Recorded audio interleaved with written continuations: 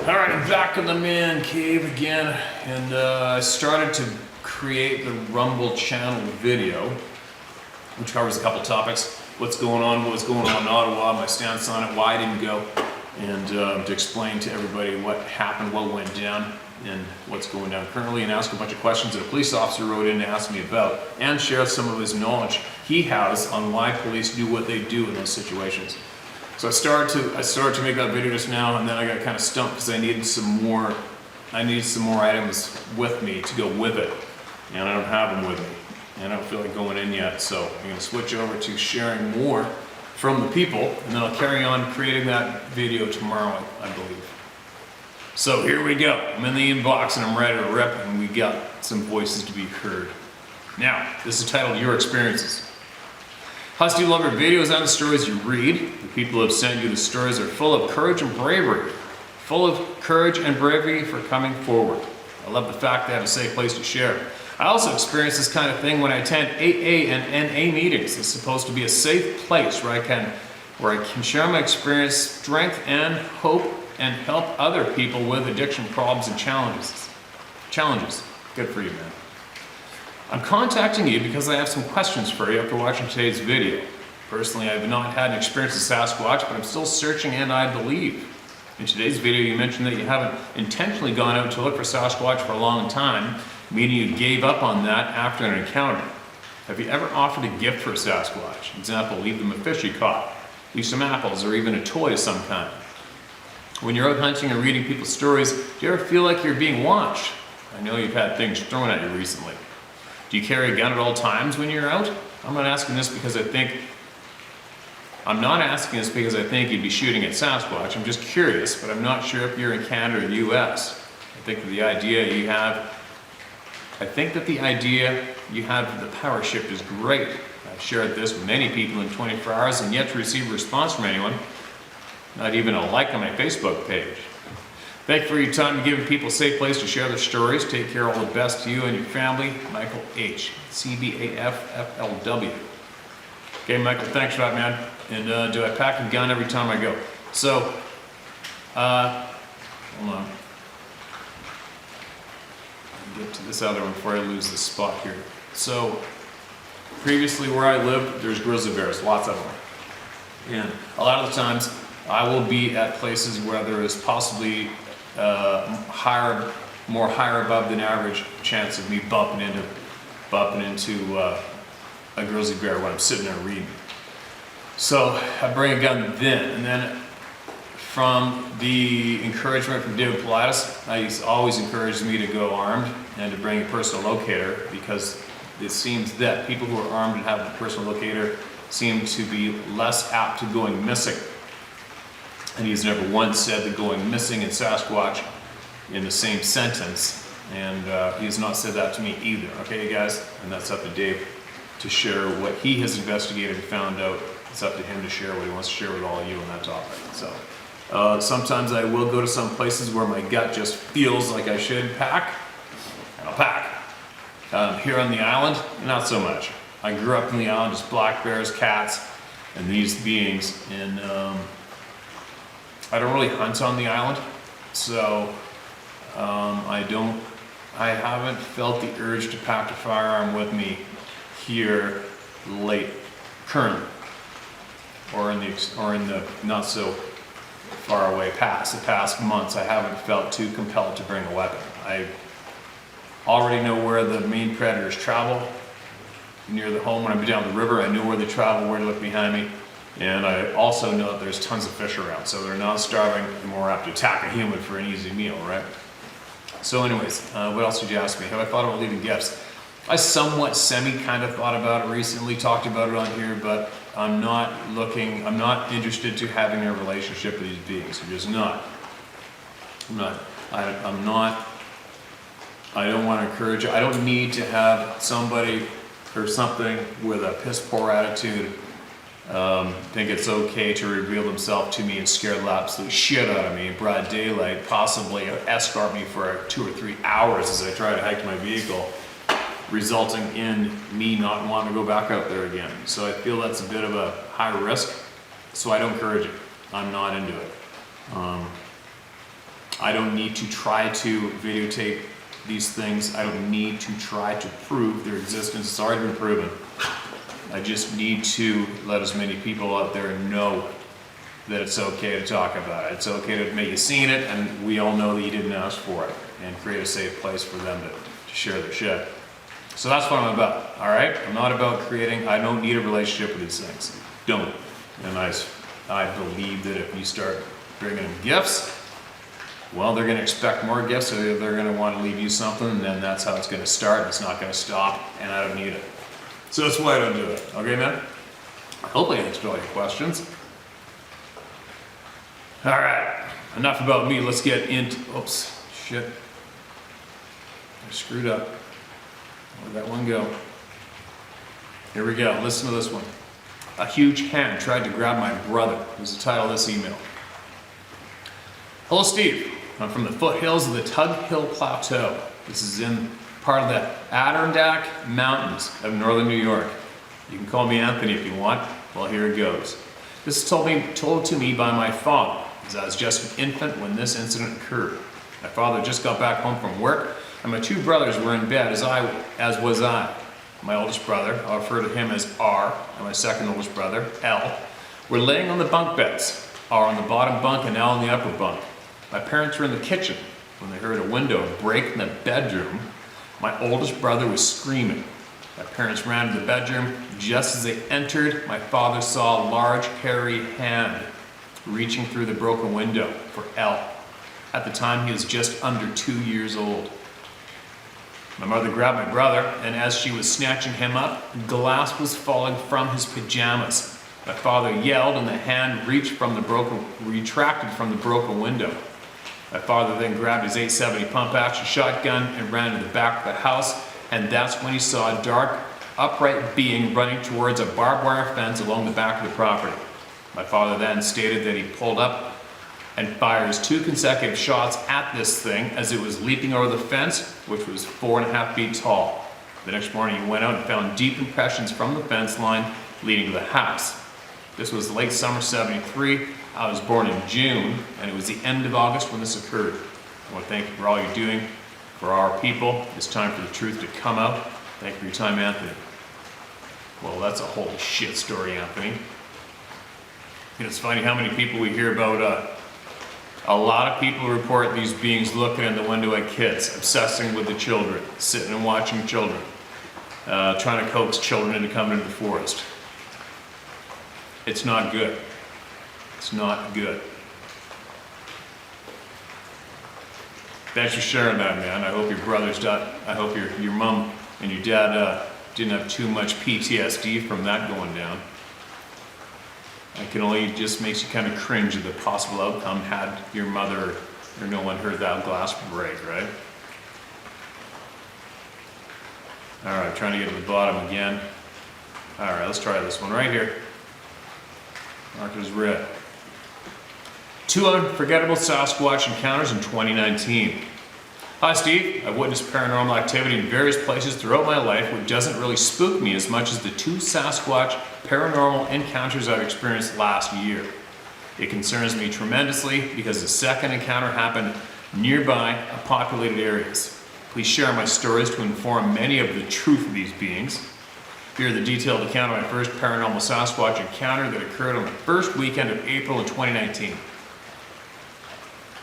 On Friday evening, right after work, April 5th, 2019, I drove up to nearby Medville, PA to attend a small class reunion at one of my former classmates' beautiful hunting lodge he had built on 200 acres of land that he purchased a few years ago. After my arrival, I settled in and mingled with former classmates and friends for a while. A good friend of mine who's an avid hunter asked me if I wanted to come along for a small trek in the dark with flashlights and a rifle in tow. That's an odd request. Around 10 p.m. to check on a couple of state-of-the-art deer stands that he helped recently install on a friend's property. I'm not afraid of the dark, and besides, he's a marksman shooter, so I felt very safe in his presence. A big rainstorm came through a few days prior, so we were trekking in wet and marshy woods to the newly installed deer stands. Not long into our trek in the dark, I sensed something was out there with us and watching us. It was very uncomfortable, eerie, and familiar feeling, which I had sensed several years ago in 2008 while on a horseback excursion in Mount Buena Vista, Colorado, which I can tell you more in detail another time if you'd like. But at this point, my friend and I were trekking for a good 10 or 12 minutes. I sensed we were being watched and stalked. When we were almost to the first tree stand, I instinctively sensed danger, so I immediately nudged my friend's jacket and grabbed his arm and whispered to him, "I think we better head back to the lodge right now." He replied, "Come on, Sasquatch isn't up here," and snickered. We've had brief discussions about Bigfoot in PA in the past because he spends a lot of time working outdoors. He was reluctant to leave the area, so I firmly said, "We've got to go." It took us approximately 15 minutes to get back to the hunting lodge on foot, and the entire time I was praying that nothing would jump out at us in pitch darkness, and thank God nothing did. I was so relieved when we finally made it back to the hunting lodge. When we got back, he wasn't too happy with me about it, but he understood I was quite uncomfortable out there, and I sensed imminent danger. The next morning, Saturday, April 6, 2019, it was a beautiful spring, but chilly, and partially sunny morning, and the birds were chirping away. We just finished breakfast, and a few of us decided to explore and trek around the 200-acre hunting lodge property to see the beautiful surroundings as well as check on those recently installed deer stands. Even though I was still feeling a bit uneasy and reluctant from what happened the day before, I figured it would be all right since it was a beautiful spring day. We were trekking here, trekking there, and I was trailing behind my two friends who were approximately 10 to 15 yards ahead of me. I spotted several X-tree structures scattered at various places throughout the densely wooded area near the trails and deer paths, and I was taking pics of my Android phone. While doing so, I started feeling that same uncomfortable feeling and sensed that something was nearby watching and stalking us again. Boy, was I right. My natural instinct and discernment was spot on. Within minutes of sensing that we were being stalked again, I came across this huge footprint on the ground. It was so creepy, and it was enough confirmation for me as to what it was, and it gave me goosebumps all over my arms. I quickly took a pic of it with my Android phone, and that's when I distinctly heard this weird gibberish mumble jumble coming from behind me, and suddenly I felt a gentle but firm squeeze on my right shoulder, and when I let go of its firm grip, I felt some energy drain from my body. At this point, I felt a huge and hovering presence behind me, but when I turned around, no one was there. I could see my two friends in front of me from where this took place, and immediately ran as fast as I could towards them, but my legs felt like jello. I asked one of them if he just pranked me, and both guys said, "What? No, we're walking ahead of you because we're having a hunting discussion." When they said that, I freaked out and showed them the footprint photo and asked them if they could explain what kind of footprint it was. They both looked at each other and said it looks like a huge human footprint, but they couldn't figure out what made it and asked me to show them where I saw it. They both followed me back to the spot where I found it, and they were baffled as to what it was. But I knew what it was, and I stayed close to them the rest of the trek back to the hunting lodge. It is without a doubt, Sasquatch walks around and is here on our friend's 200-acre property. Fast forward to that evening, we were grilling marinated venison right outside the lodge, just chilling, and a bunch of us were sitting around a cozy fire pit reminiscing about good old times and laughing when I heard strange rustling movements and loud tree branches breaking from the nearby distance in the woods that surrounded us. We all right away stopped talking, and I felt like we were being watched again. By this time, I had enough and was feeling pretty creeped out and upset after everything that I've experienced, so I went inside and stayed inside. Needless to say, I had a difficult time sleeping that night in my room, even with the shutters down, and I have not returned ever since then. Now here's the icing on the cake, so to speak. 5 months later, I had my second Sasquatch encounter and first Sasquatch sighting. On Saturday, September 7th, 2019 at around 9 p.m., I was driving up to visit a close friend on Interstate 376 from PA into Ohio. I just passed the Newcastle exit. I turned off my AC and cracked open my window for some fresh air, and all of a sudden it hit me. I got a whiff of something putrid in the air and the disgusting stench smelled like awful garbage and fecal matter. I immediately closed my window and turned on my high beams. A few minutes later, I saw a huge, bulky, and hairy, reddish-brown figure squatting on the shoulder of the highway to my right, with his broad, hairy back facing me, while I was facing toward the tree line, which was about 10 to 15 feet away. I couldn't believe what I was looking at. I was driving around 7 miles per hour when I first set eyes on it with my high beams, and right away slowed down to around 50 miles per hour to get a better look at it because I couldn't believe what I was seeing. As I got closer, I saw this huge, bulky, and hairy, reddish-brown Sasquatch with a conical head just squatting still with his back towards me on the shoulder of the highway. When I drove past it, I realized it was about 2 feet from my car. As soon as I passed it, I sped up to 80 miles per hour and got the heck out of there. I saw only pitch black darkness behind me when I looked at my rearview window. When I looked at my rearview mirror. I've traveled through this area of I-376 frequently for the last few decades and never saw what I saw that night. I've driven through that area several times since, and anyone driving on this highway can see all kinds of X-log and X-tree structures alongside, within the tree line on this stretch of highway. Steve, these beings are here too. They are in nearby populated areas for miles along this stretch of I-376. And it's mind-blowing and creepy as heck. And I'm sure I'm not the only one who's seen and had encounters like this in these areas. Steve, thanks so much for sharing your valuable insight and helpful stories of your Sasquatch encounters. I tremendously appreciate you warning many people about the truth and true existence of Sasquatch/Bigfoot. And yes, it's absolutely difficult to do so when facing ridicule, but it does not deter me from warning others about it either. These couple of Sasquatch encounters and sightings has definitely changed my outlook on being outdoors. I'm more careful and acutely aware of my surroundings when venturing into the woods more than ever now because it seems that Sasquatch and other cryptid encounters are happening more and more while the government are obviously hiding it. P.S. I made a brief comment just the other day in your second Dogman Skull video regarding a similar sense being watched while in a weekend horseback excursion in Colorado. That's the same feeling I felt when I had my supernatural experience with these Sasquatch beings back in April last year. I'll send you a few pics of the property on that day of our trek when this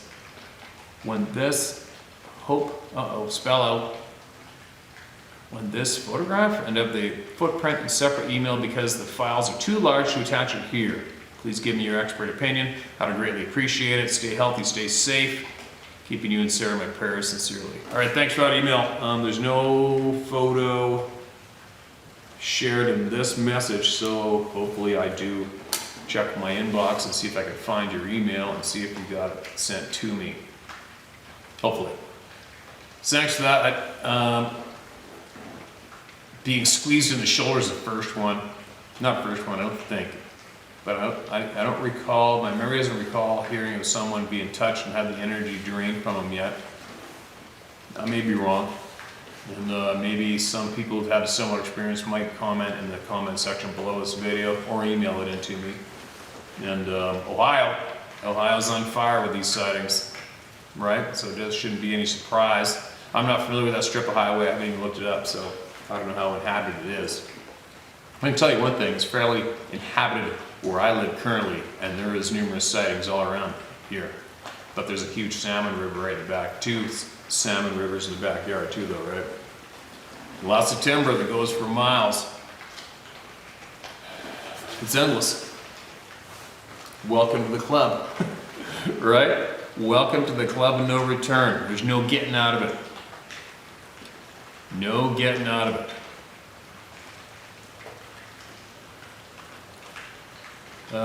Where should I go? I'm trying to get back to the bottom here again. All right, here's one simple title called Sasquatch. Mark that as read. Hello, Steve. I'll leave it up to you if you want to share my name because I'm going to tell you something I have lived with for over 62 years. That instinct you talked about where people know they're being watched or something is not right, I have it. Where the one guy drew the other one to him, I can do that too. Oh, I think you're talking about the game warden hiding in the bushes watching the guy on the boat, and then the guy all of a sudden started looking for the game warden. I think you might have been talking about that one, which is damn interesting. It is one thing to listen to another's presence, and it is confusing because human thoughts are complex. So mostly I get emotions and sometimes a hidden intent, but the rest is jumbled with personal meanings that are not my personal meanings. My mother always told me to trust my instincts, which ran contrary to everything I could see all too often. I'm a religious person, but by others' accounts, but to me it is a relationship with my Creator, God. And to keep this short, I'll give you, and to give you this short, I will give you Google Map coordinates for my encounters. The common things I noticed were the silence and the absence of animals. Here's one of the things I learned hunting. The woods and hills are never silent, but if they are, then you are in danger from a large predator. I'm not normal in the way I get scared. There's always that apprehension before an event where I see or sense danger and the effects of fear afterward, but in the moment I go cold, calm, and calculated, and relaxed rather than nervous and tense. My temper is the same as my siblings and my father's was. It feels calm and reasonable. But I don't feel pain in people who have actually seen it because I'm disciplined to control it, or afraid of me afterward. And it is not something I want associated with my name. All right? These details are important to the story, or I would not mention them. I'm giving you the only explanation I have for what is inexplicable to me. Number 1, Los Angeles County, California. 34.636-118.280732 is coordinates. I picked the willow thicket in spring. In 1992, I went up into the hills to pattern a shotgun before going bird hunting. A friend and I always go to the property near the private shooting club because there are always birds that escape the property and we have permission from the landowner. It's the easiest and cheapest way to get a pheasant and a chooker. As I pulled up to the area I'd gone shooting in since high school, I felt an anger and fear assailing my mind. It was coming from the scrub willows that surrounded a small spring. There was a tunnel one could crawl through to get to the spring, and deer used it to get water there. The area was usually alive with small birds and ground squirrels, which were conspicuously absent.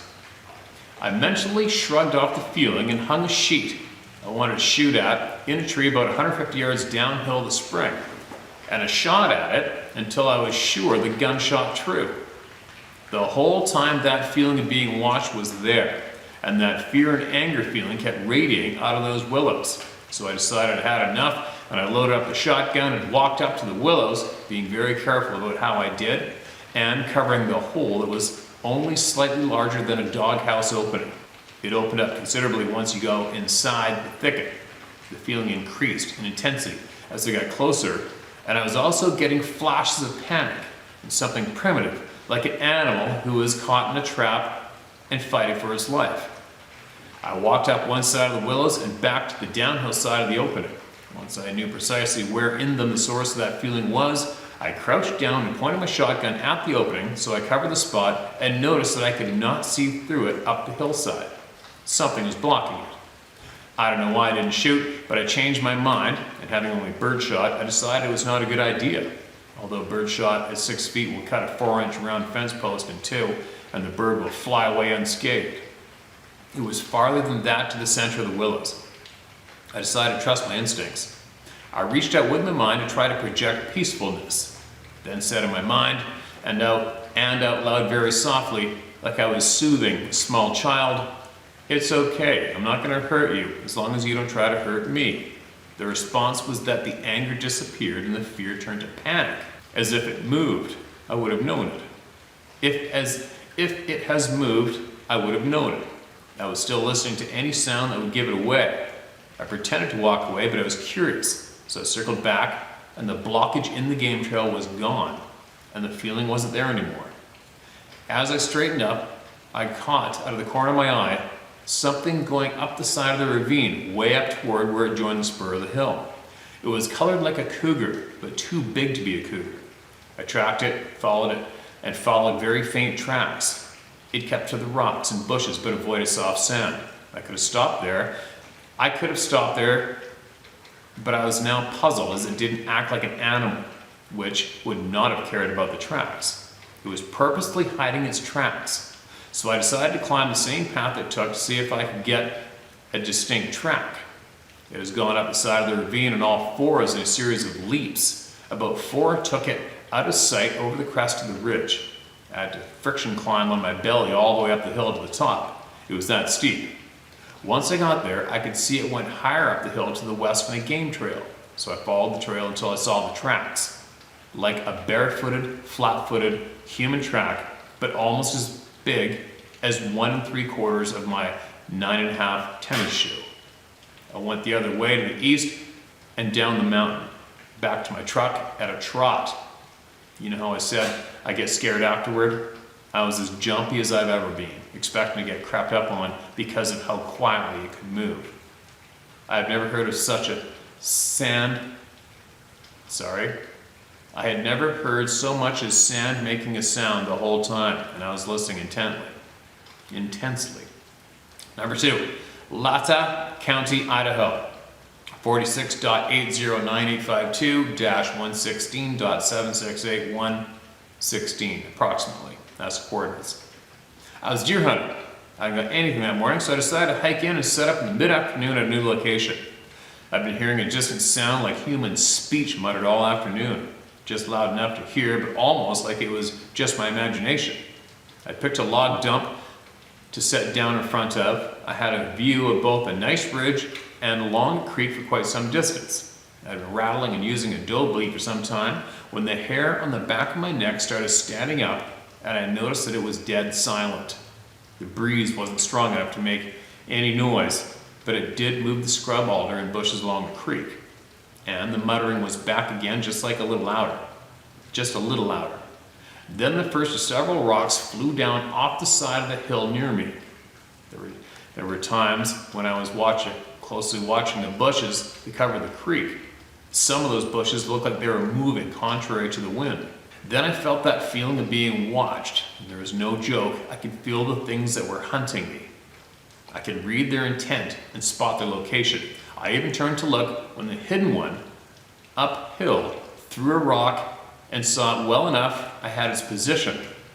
I backtracked the rock's arc, but I never saw the thrower, and that made me really mad at myself. I knew what they were by how the first one affected my mind, but they were different. I was being set up and boxed in.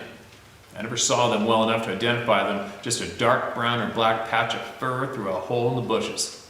They were ghosts, except they kept moving bushes and branches against the wind. Not all the time, but enough for me to locate them, and I could feel them in my head. Then I remembered my rifle.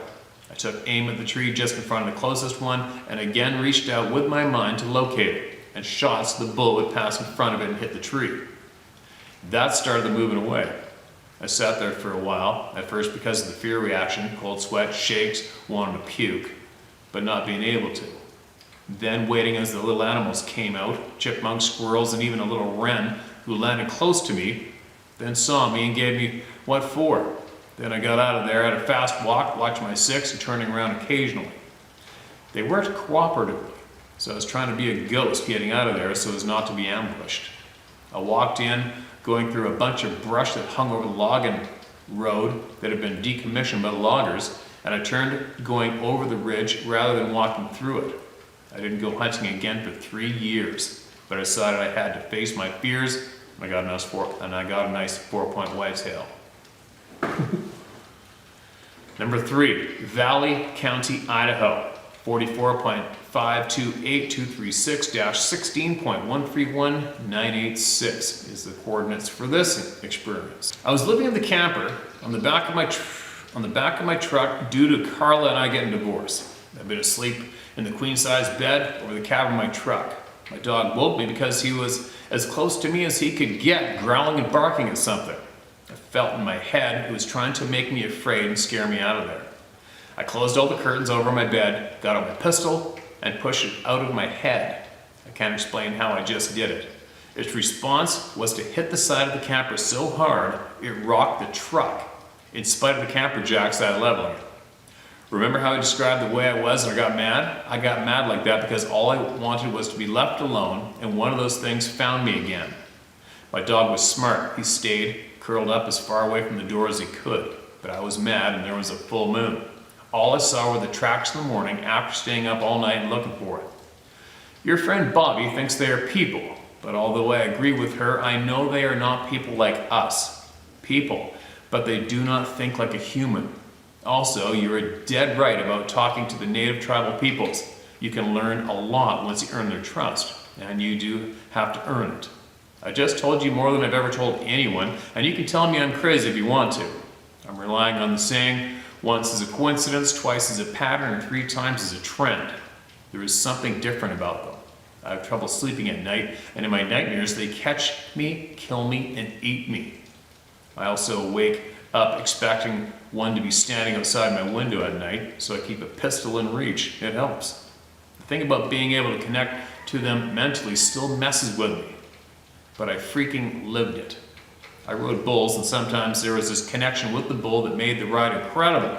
I lived in practice for that experience, but I touched them in their minds with my mind. They're just animals. Although I did sometimes know how they were going to do before they did it, and it wasn't always possible to make the counter move in time. I suffer from chronic back pain, so I don't hunt as often as I once did, but I still get out and hunt. Maybe if you want to tell this, you could invent an alias like Bob or something. What about Bob? Best wishes. Okay, Bob, I got you, man. I didn't share your name. Oh, there go the goats in the opposite direction, thank God. That's a handful. You're not the first person to write in of having the feelings and sometimes words, even speech, thrown in their mind, which kind of sucks. It's interesting, you left the coordinates. I haven't searched them myself, I have a clue where that is. I'm sure some people are going to be frowning on that, thinking you just put them in danger. I firmly believe they can take care of themselves, no problem. But the anger part, I do know that most people, anger usually comes from fright as a result of being scared with human beings. I know it does me. How many times have you scared somebody intentionally and it makes them angry after they jump, right? Fright usually causes anger with me. I've been angry at a few Grizzly Bear episodes in the past for sure. Just because of the adrenaline blast and shitting my pants. And it's turned into a fight or flight. Usually it's fight, right? Or to preserve your existence. Let's see if I can get one more out here. Probably got to go in here pretty quick, I think. Thanks for sending that in. And if you want to send more in, if you have information that can help the people, get it in, all right? Hunting and Sasquatch. Hello, thank you for this opportunity. The COVID virus has allowed me to spend time on YouTube. I'm the CEO of a company, so please don't use my name. Not that I care, but the company would. Call me Pete. Okay, Pete, gotcha, man. I'm 64 years old and grew up in the southeastern BC in the East Kootenays, and have hunted and fished since I could hold a rod and a rifle. I spent most of my life in the bush year-round, not just hunting season, paying attention to herd movements relative to any season. Shed hunting and looking for winter kill in the spring of the year, and watching to my dismay the decimation of ungulates by wolves. Listening to a bunch of grant-slurping hippies tell me about the benefits of non-regulated wolf populations. The mule deer population seemed to have taken the hardest hit first. I couldn't believe how quickly the numbers tumbled. Anyway, I've hunted and fished in every drainage within 100 miles of my hometown. I literally have thousands of days and hundreds of nights in the Rocky Mountains. Like all serious hunters, we've had our moments with predators. I've been through 2 grizzly charges and 1 cat, up to no good, that I had to shoot while out hunting. Each incident scared the living crap out of me, and it rocked me. Each one was over so fast that when it was over, you had to relive and rethink it. For me, each instance created an adrenaline shake through my entire body. It is important to state this, to put what I'm about to say in perspective. The difference between the effects of a bad predator encounter and what I believe is a Sasquatch encounter. On to Sasquatch encounters. I've had encounters, yet never seen one. The encounters are in 3 different locations. The first is an area that had low ridge at about 4,000 feet at an old log landing. You could see across the logged off area for about 200 yards on a 180-degree arc. At the edge of the clearing, a fairly mature spruce forest stood erect, which we would call the black timber. a great place for elk. We went back to this area 5 times over the course of elk season to bugle or cow elk call. We were successful with 1, sometimes 3 different bulls responding. Every time within 1 or 2 responding bugles, there would be a loud whack, like a baseball bat hitting a dead snag. That's not good. You could tell that the noise of the loud whacks was between us and the elk. Then the knocking would continue from 2 to 3 different locations within the tall black timber. The bulls would immediately become silent. After 4 to 9 whacks, this would stop. Twice my partner and I crossed into the black timber and found nothing but moss and trees. What we did find was that the moment we went into the big timber, we were both overcome with a sense of being watched. The further we went in, the worse it got. It changed from being watched to leave. It was not a sense of doom or death, but just leave. It was overwhelming. We both felt the same way. We were not panicked or ready to run, but we knew we had to leave. There was a strangeness about it, like we were retreating. That's the best way to describe it. When we talked about this back at landing, we knew then, as we do now, that there are no words to describe the feeling. The second encounter was in a creek bottom, about an hour after dark in the late September. We had built a good fire at our camp that was about 15 yards from a creek. 5 of us were sitting around talking of the day's hunt. It was our last night, and we were having a few road pops with a few crude jokes and laughing. There was a momentary lull in our antics when directly across the creek from us, a loud, and I mean a loud shriek let go. It was so close. Nobody moved or said anything. Nobody had ever heard anything like it. Everyone looked at each other like, does anybody have any idea as to what the F that was? The feeling was not like the tree whack area. This seemed angry. It was strange that it was only talked about for a few brief moments, then avoided. The evening didn't last too much longer. First thing in the morning, we all pulled out. No one wanted to hunt there. Interesting. The third encounter was about 100 yards from a thick creek bottom, again with my lifelong hunting partner. Again during elk season. It had been a fairly warm day, and we were confident that the elk we were after would be in the cool creek bottom. It was early evening, and there was a low, round ridge between us and the creek, just enough to give us cover from prying eyes. Because we were so close to the creek, I turned 180 degrees from the creek and bugled in the opposite direction. Immediately at the end of my bugle, from the creek bottom came a long, bellowing roar, like nothing I or he had ever heard. There was such ferocity and strength in the roar that it overwhelmed us. You could feel it inside your body. This was more than angry. This struck fear. I threw up my .338 and told myself, get ready. My partner threw up his rifle and we waited. Both of us struggling with the thought of, what the hell was that? Then there was a loud crash of something, and then nothing, then silence. I'm a confident person, I have confidence in my rifle. Not that day. I've taken an 8-foot 2-inch grizzly and many elk with that rifle, but I knew that was not adequate for what was 100 yards away. What I find important about these 3 events is not so much the circumstance, but the deep feeling inside with each encounter. For all of us, when we encounter something, anything of magnitude, we enjoy sharing the event. Not so when it comes to this. It is like when you have met something that has outclassed you or superior to you. You've been put in your place, outmatched. You tend to become quiet or humbled by the experience. So, when you brave to tell your story and some asshole mocks you, it hits in a different way. Nobody boasts of any encounter. It's a sobering event. When I listen to the stories from hunters, it's not the glittering high five for an awesome bull or a massive buck, but the story of, I seen something that scared me, humbled me, got inside me. It is not the elusiveness, size, or strength of the being that is worrisome and impressive, but their ability to project into your very soul. This, I believe, is the point. It is not what you have seen or heard that affects so much, but how it got inside of you. It cannot be explained properly. Only when you speak with someone who has had an experience can it be understood. I never want to see one or feel its presence again.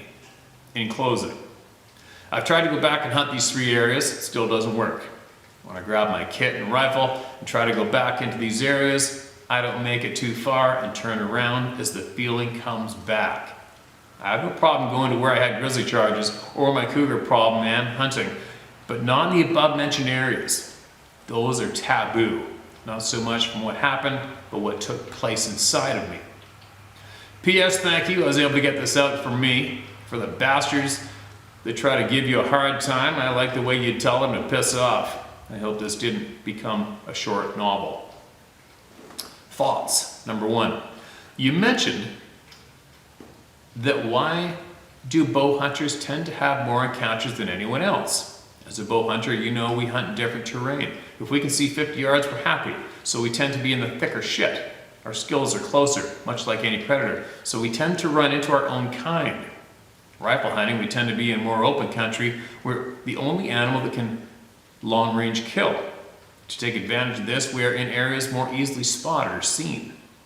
Number 2, I was keenly involved in martial arts for a number of years. One of the instructors I spent time with was a South Korean who was a former instructor with the Special Forces. We talked a lot about projection of thought. I've applied this to hunting. He would say that in order to take out a sentry or guard, when you spot them from a distance, never look directly at them. Look at a branch above their head or ground at beneath their feet. If you look directly at them, regardless of the time of day or night, their subconscious will automatically become more aware. Your thoughts have been projected. It works great on animals as well. Maybe it's what the Sasquatch does to us. Hitting 2 sticks together. When I was a little kid, maybe 10 years old, I was playing at my grandmother's house. She was Cree. I was banging 2 sticks together. She stopped me and told me to come and listen. She said that is very dangerous. It can scare off danger, but it can bring the beast out of the forest. So never do that unless you have to. Because the hairy beast will come and get you, and we will never see you again. I seen your YouTube of the people who said that the beings were banging sticks together outside of their tent and made me think of my grandmother's warning. Also, my grandmother's people know and accept that the beings exist. All right. I appreciate that one, man. I won't share your name or anything, it's great, but I think you've heard me and many other people mention the elk hunting and Sasquatch sightings go hand in hand. Not just in BC, but in a lot of states too, right? I think that is a very, very clear descriptive of how you described the feeling that you get from these experiences. I think that was very, very helpful and informative that you just shared that with the people here big time, because you hit it on the head. You described it better than I could have. It's something different, right? And there's nothing funny about it. That's why, like you said, that's why people don't want to talk about it. That's why the ridicule kind of sticks people between the ribs, right? It's a little sharp, not comfortable. But anyway, I gotta get moving. Lots to think about, isn't there? So if you got something you want to get off your chest, you got some knowledge for the people, you can email it to sharemystory@howtohunt.com or tellmystory@howtohunt.com, and that's how you get it to me. And the reason there's 2 emails is because back in the day when I first came forward, one of the emails got plugged, there was no more space left, and I phoned my server, emailed my domain host, and for some reason we couldn't expand the email. They couldn't sell me the more space on that original email for a bit because it had some technical difficulties, so it was more simpler for me to just start another email for people to email, and that's how it became 2 emails. Okay, here comes the goats. I gotta run. I'll be back.